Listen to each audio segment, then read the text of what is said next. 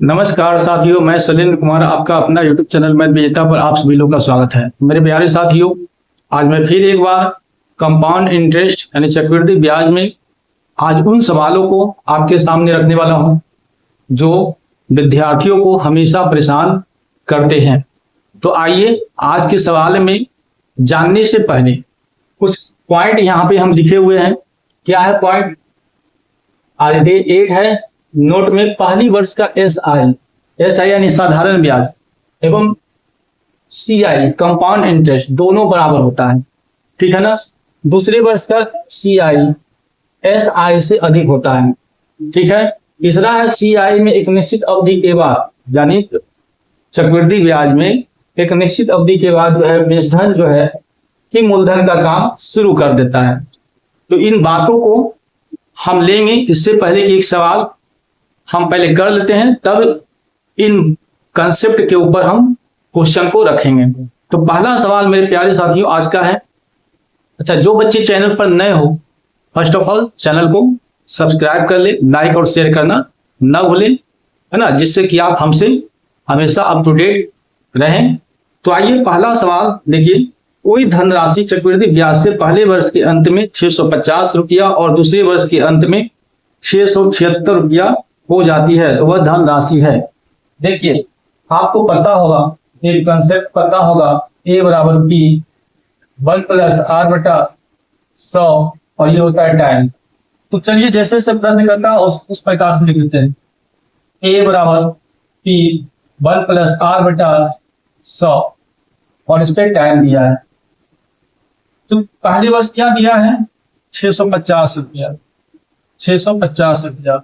ये नहीं पता है। 1 प्लस रेट कितना है, रेट इनको नहीं पता है, बटा 100 और टाइम पहले वर्ष का ये होता है। उसी प्रकार से दूसरे वर्ष का क्या है? 676 रुपया है। इसी पर दोनों को रखेंगे कि 1 प्लस रेट नहीं पता है और यहाँ पे टाइम जो है 2 वर्ष। तो समीकरण इसको फर्स्ट मान लो और इसको मान लो सेकंड। समीकरण फर्स्ट में समीकरण सेकंड से क्या करना है? डिवाइड कर देना है। वो फर्स्ट आपका है 650 और ये 676 और P 1 plus R by 100। R होता है रेट और ये क्या है? P 1 प्लस R बटा 100 समय 2। अब मेरे प्यारे साथियों, अगर इस हिसाब से देखा जाए तो यहाँ पे P कट जाएगा। तो भाई इस कंडीशन में मेरे को धनराशि नहीं निकलेगा। तो क्या करना है? स्क्वायर यहां दे देंगे, स्क्वायर यहां दे देंगे और स्क्वायर यहां दे देंगे, है ना। तो अब देखिए उस कंडीशन में क्या होगा, एक P जो है यहां से क्या हो गया? कट गया। एक P क्या हो गया? यहां से कट गया। अब देखिए और कुछ कटेगा। क्या कटेगा भाई? ये भी देखिए कट गया, ये भी देखिए कट गया। ये को यहाँ पे P बच गया, एक यहाँ पे P बच गया। अभी 650 के बाद लिखेंगे, इसको हम लिखेंगे 2 बार। अब नीचे कितना है? 676। अब इसको काटिए। कौन सा टेबल से काटिएगा? 13 का टेबल से काटिए। 13 को 52, 13 5 कितना हो गया? 65। 13 5 65 और 13 2 26। अगर 13 से काटेंगे तो 52 मरतबे कटेगा। 13 5 हो गया 65, 50 मरतबे कटेगा। फिर 13 चौको 52 और 13 5 65। अब 2 गुना 4, 2 से काटिएगा 25 मरतबे, ये भी 2 से काटिएगा 25 मरतबे और 25 25 को गुना करिएगा तो कितना हो जाएगा? 625। कितना हो जाएगा? 625। ऑप्शन नंबर जो है 3 इस सवाल का राइट आंसर हो गया। आई होप कि आपको पहला सवाल का आंसर मिल गया होगा, आपको समझ में भी आ गया होगा। तो इसी प्रकार से आज मैं एक सवाल ऐसा लिया था। अब जो भी सवाल आपके सामने रखने वाले हैं वो सब अलग है और सब इसी कंसेप्ट पर डिपेंड करता है। इसी पर आज हम लोग उन सवालों को करने का प्रयास करेंगे। तो मेरे प्यारे साथियों, आइए देखिए आज इस कंसेप्ट के अकॉर्डिंग कैसा कैसा क्वेश्चन आपके सामने मैं रखता हूं। चलिए सवाल नंबर 2 को करने से पहले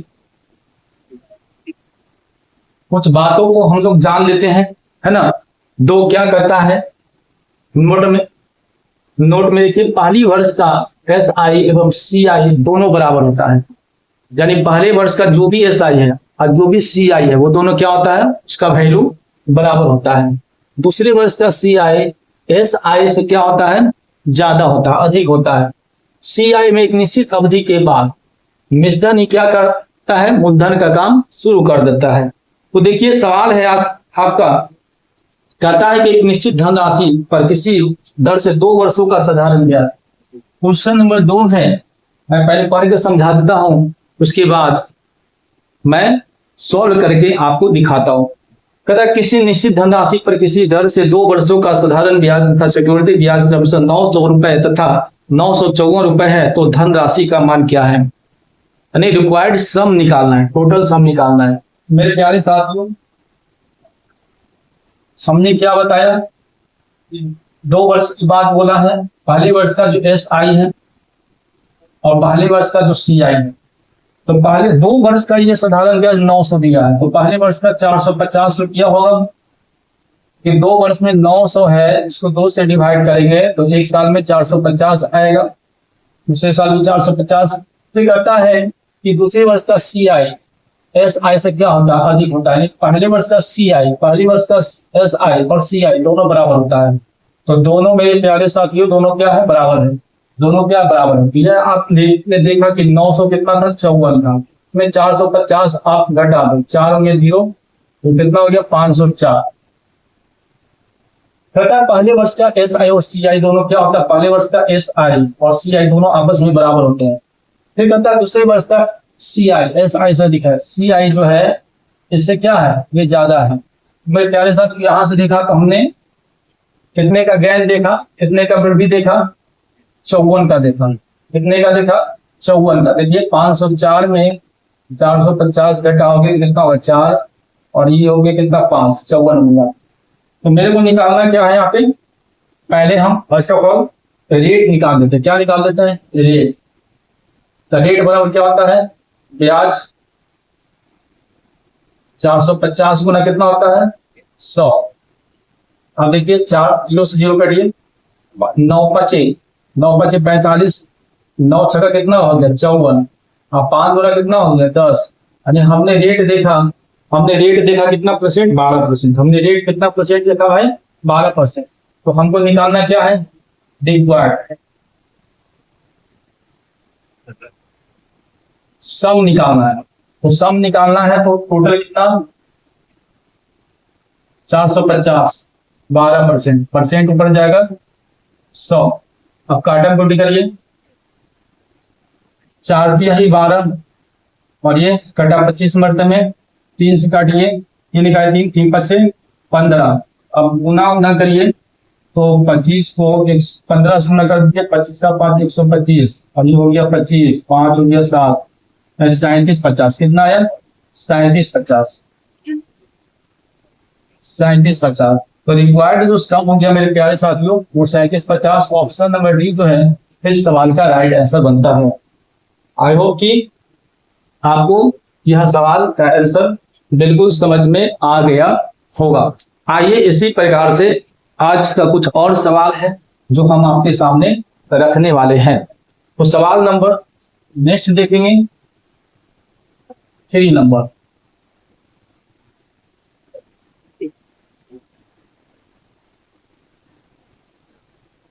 सवाल नंबर 3 सेम क्वेश्चन है, पहला की तरह ही है ना। सवाल नंबर 4 को देखिए।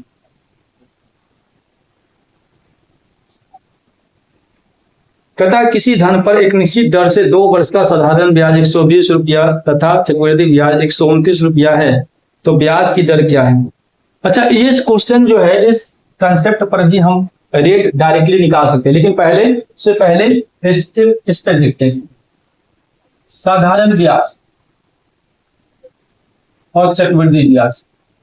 पहले साल का जो साधारण ब्याज है 2 वर्ष का दिया है 120 रुपया, और 2 वर्ष तो 1 वर्ष में कितना होगा 60, तो 60 रुपया ये होगा तो 60 रुपया ही होगा। नहीं, पहले वर्ष का एस आई और सी आई दोनों क्या होते हैं, बराबर होता है। दूसरे वर्ष का एस आई जो होता है और सी आई से क्या होता है, अगर ये 60 है ये भी होगा तो सी आई से कितना होगा, वो सी आई से एस आई क्या होगा, अधिक होगा, यानी ये कितना होगा, 69 होगा।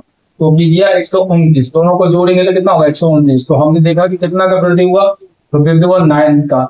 अब यहाँ पे देखिए रेट ऑफ परसेंट अगर निकालना है तो 9 बटा कितना हो गया, 60 गुना कितना हो गया, 100। तो 0 से 0 कैंसिल, 3 गुना 6 और 3 दिया 9 और 2 से कितना, 2 का 15 यानी कितना परसेंट, 15%। ऑप्शन नंबर जो है बी इस सवाल का क्या होता है, राइट आंसर बनता है ऑप्शन नंबर बी। इस सवाल को मेरे प्यारे साथियों आप उस कंसेप्ट के अकॉर्डिंग भी आप सॉल्व कर सकते हैं। रेट निकालना है तो ऐसे सवालों का रेट बराबर सी आई माइनस एस आई बटा 1/2 इंटू एस आई इंटू 100। इस पे भी आप वैल्यू को रखिएगा तो आपका वैल्यू निकल जाएगा। देखिए रेट बराबर क्या होता है, सी आई माइनस एस आई। तो सी आई माइनस एस आई अगर आप करते हैं तो कितना होता है, 2 वर्ष का कितना है, 120 है। अब 2 वर्ष का कितना है ये, 129। तो 129 में से 120 घटा लीजिए, 1/2 तो कितना हो गया, 120 गुना कितना, 100। तो 60 मरते में कटेगा। अब इसको घटाइएगा तो ऊपर बचेगा 9, नीचे हो गया 60 और गुना कितना हो गया 100। ये उसके कैंसिल, 3 गुना 6 और 3 दिया 9 और 2 से 2 पर काटिए 10, यानी कितना परसेंट, 15%। तो आप इस फॉर्मूला के माध्यम से भी ऐसे सवालों को आप सॉल्व कर सकते हैं। आइए आज का सवाल नंबर 5 को लेते हैं।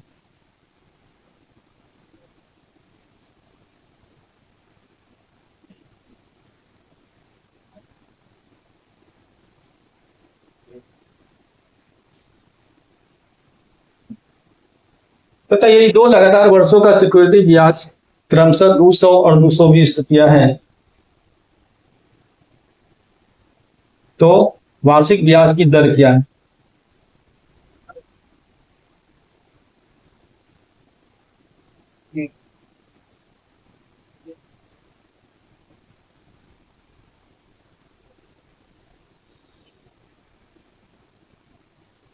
तो देखिए रेट ऑफ परसेंट निकालना है, 220 माइनस 200 बटा कितना हो जाएगा, ये हो गया आपका 20 बटा 200 गुना 100, 10 मरते में 10%। साफ साफ क्वेश्चन करा है कि 2 लगातार वर्षों का चक्रवृद्धि ब्याज 200 और 220 रुपया है। तो वार्षिक ब्याज की दर तो क्या करेंगे मेरे प्यारे साथियों, गैप कर दो, सी आई माइनस एस आई का गैप कर दो और फिर क्या करना है, जो पहले वर्ष का जो था सी आई से डिवाइड कर देना है 1/100। तो इस प्रकार से आपका रेट जो है यहां से आपका निकल जाएगा, है ना। इस प्रकार से आपका रेट क्या होगा, निकल जाएगा। आप देखोगे अगर इस पे भी रख के, इस पे भी अगर रख के देखते हैं तो सी आई कितना है, 220 माइनस का कितना है 200, अब बेटा 1/2 इंटू कितना है 100 और गुना कितना हो जाएगा 100। तो यहां से देखिए कितना आया 20 और बेटा कितना हो जाएगा,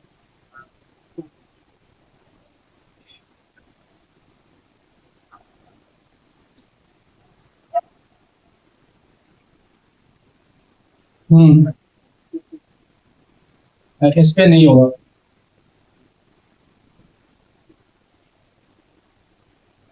इस पे नहीं, इसी प्रकार से रह दीजिए, ठीक ना। चलिए अगला सवाल को देखते हैं।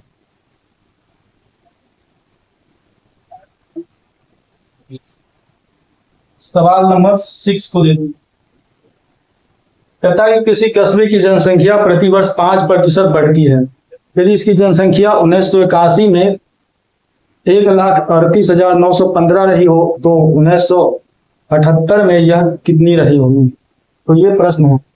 तो मेरे प्यारे साथियों इस प्रकार के सवाल करने के लिए बस अमाउंट का फॉर्मूला लगा दीजिए। ये बराबर कितना है, क्या है, पी 1 प्लस आर बटा कितना है 100 और समय कितना होगा, देखिए 1981 है और 1900 कितना है 78, तो 3 वर्ष का फासला है ना, 3 साल का फासला होगा यहाँ से।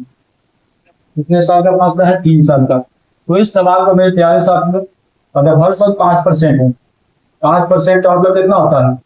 1/20। 3 बार किया है, 20 से 21, 20 से 21 और 20 से 21, कितना बन जाएगा? बन जाएगा 8,000। कितना बन जाएगा? 441 को 21 से करेगा तो 1 4 4 2 8 8 1 6, यानी क्या होगा? 9261। 90 कितना हो गया? 61। तो आप देखोगे यहाँ पे जब भी अमाउंट कराएगी 138,915 है, जो इससे कितना गुना?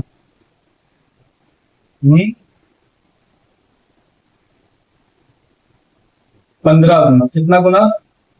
15 गुना। 15 से गुना करके देख लो, हो जाएगा। उसी प्रकार से मूलधन भी जो है, ये भी अपने आप में 15 बना रहे, 15 8 120 और यहाँ पे 3 जीरो और दे दो, तो आपका जो है 1978 में जो ये जनसंख्या रहा होगा, कहा दहाई सैकड़ा हजार दर्जन लाख, है ना, 1,20,000 के आसपास रहा होगा। ऑप्शन नंबर 1 जो है इस सवाल का राइट आंसर बनता है, ऑप्शन नंबर 1। तो ऐसे सवाल को इस प्रकार से भी कर सकते हैं, या इसको आप इस फॉर्मूले के माध्यम से भी कर सकते हैं। A बराबर B 1 प्लस R बटा के 100 और समय दिया है 3 वर्ष। तो यहाँ पे 138,915 बराबर B 1 प्लस रेट दिया है 5%, 5/100 और ये आप काटिएगा तो आपने देखा P गुना 21/20 गुना 21/20 गुना 21/20। अब इस चीज को आप सॉल्व कर दीजिए। इस चीज को सॉल्व करिएगा तो आपका 1,20,000 आंसर बन जाएगा। ठीक है, कोई दिक्कत नहीं। आइए आज के 7वां नंबर सवाल को लेते हैं। इसी प्रकार से उन सवालों को भी सॉल्व कर लेंगे।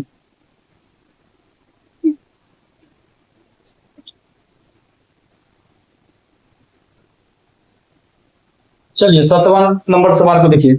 अगर किसी नगर की जनसंख्या प्रतिवर्ष 5% बढ़ती है, यदि उस नगर की जनसंख्या वर्तमान में 1,85,220 है, तो 3 वर्ष पूर्व नगर की जनसंख्या क्या थी?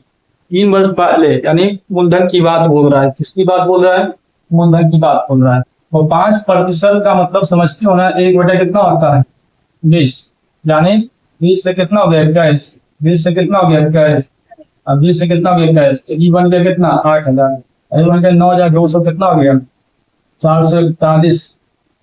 1 हो गया 4 4 2 8 8 1 6 9,261। ठीक है, 9,200 कितना हो रहा है? 9,261।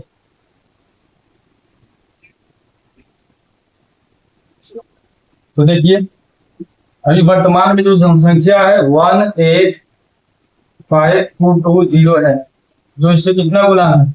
जो इससे 2 गुना है। कितना गुना है? 2 गुना, 30 गुना, है ना। 2 गुना 12, 30 गुना। उसी प्रकार से ये भी जो अपने आप में कितना गुना है ना, 20 गुना कितना हो गया? 8 गुना 16, 16 पर 4 जीरो, 16 पर कितना जीरो? 4 जीरो। यानी ऑप्शन नंबर जो है 3 इस सवाल का राइट आंसर है। 3 वर्ष पहले जो जनसंख्या है ना, वो 16 1,60,000 क्या होगा? 1,60,000 होगा। ठीक है, कोई दिक्कत नहीं है। इसी प्रकार का आज का नेक्स्ट क्वेश्चन है 8वां नंबर। अच्छा, इस क्वेश्चन को इस पे भी आप बना सकते हैं, जैसे अभी हमने पहले आपको बना के दिखाया था, इस पे भी आप कर सकते हैं। ठीक है, चलिए आइए नेक्स्ट क्वेश्चन को देखते हैं 8 नंबर।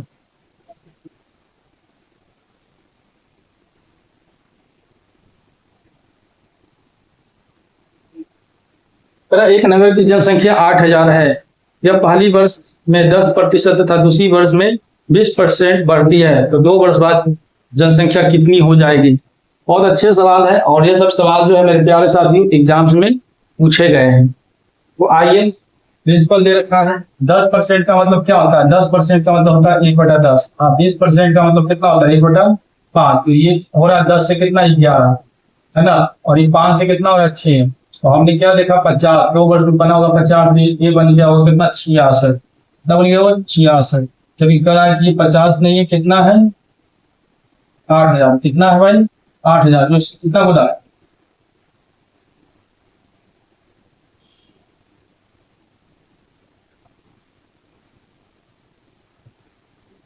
पांच इकाई 160 में 160 गुना। उसी प्रकार से यदि अपने आप में 160 में